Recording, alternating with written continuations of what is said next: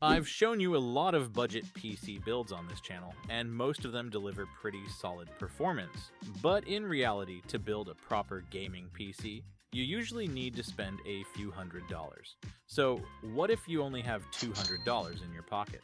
Is it actually possible to build a gaming PC with that budget?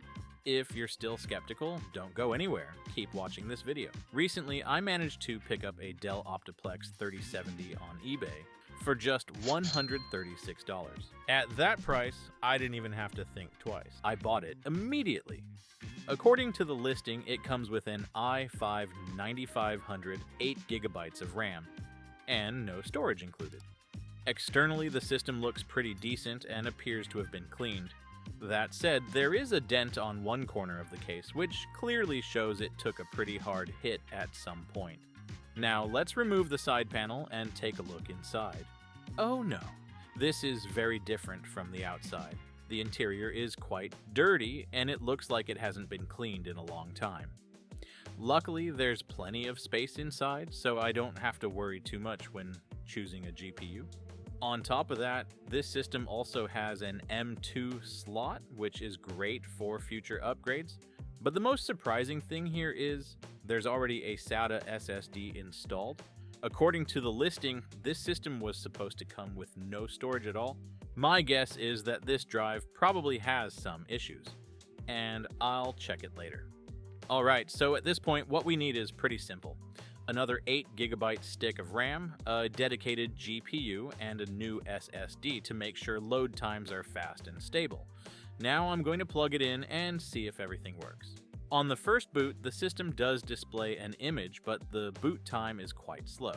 I quickly checked the specs and everything matches the listing.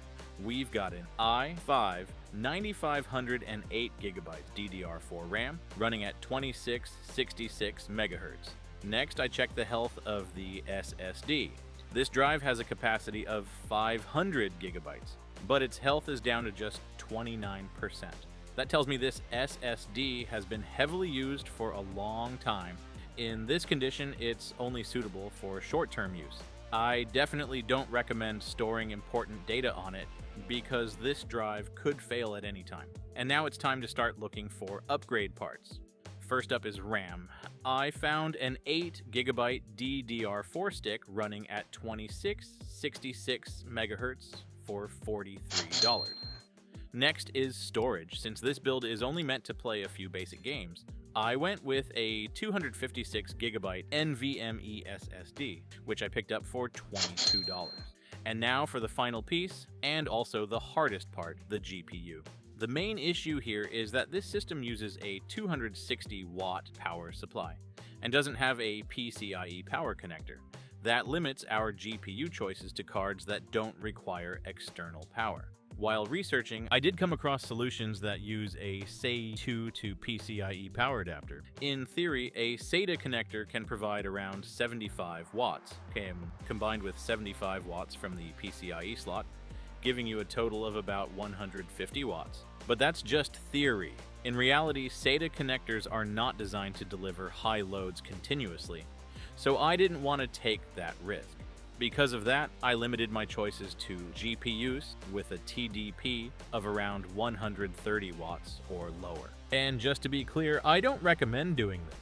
If you want something safer and more reliable for long-term use, you can always invest in a separate power supply for around $70 and have much more peace of mind. In the end, I went with the GTX 1060. The reason I chose this card is simple.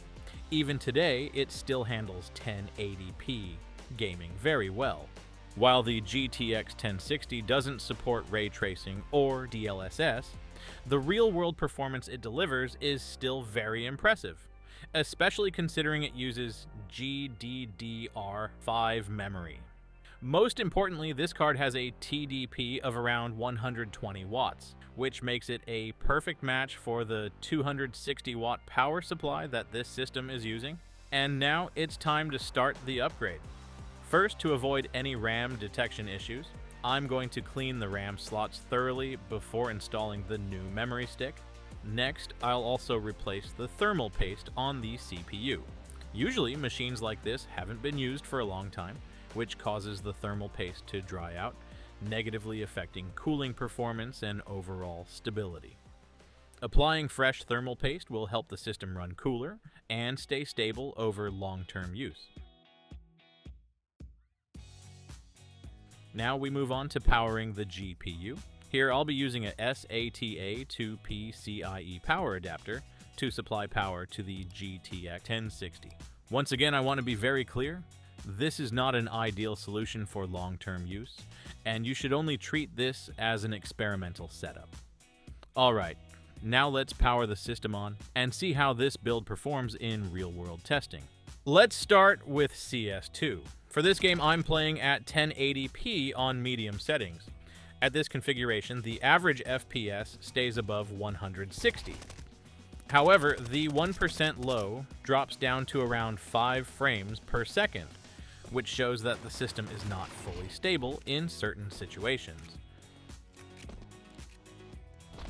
Next up is Fortnite. I'm playing at 1080p using performance mode. With these settings, the frames per second sits around 180 frames per second, and in many scenes it can even reach 200 frames per second. The gameplay experience is very smooth and stable with almost no noticeable stuttering. Finally, we have Cyberpunk 2077. I'm playing at 1080p on low settings. At this configuration, the FPS ranges between 50 and 60 frames per second. Even though this is a graphically demanding game, the system still handles it smoothly and consistently, which is more than enough for normal gameplay. Next, let's move on to Black Myth Wukong. For this game, I'm playing at 1080p on low settings. At this configuration, the FPS hovers around 50, delivering a fairly smooth and stable gaming experience. If you're not too strict about FPS, this setup is perfectly reasonable for enjoying Black Myth Wukong at a casual level.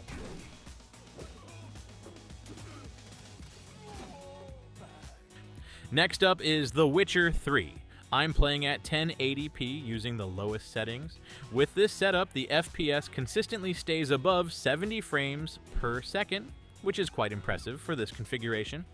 Overall, the gameplay feels smooth and stable.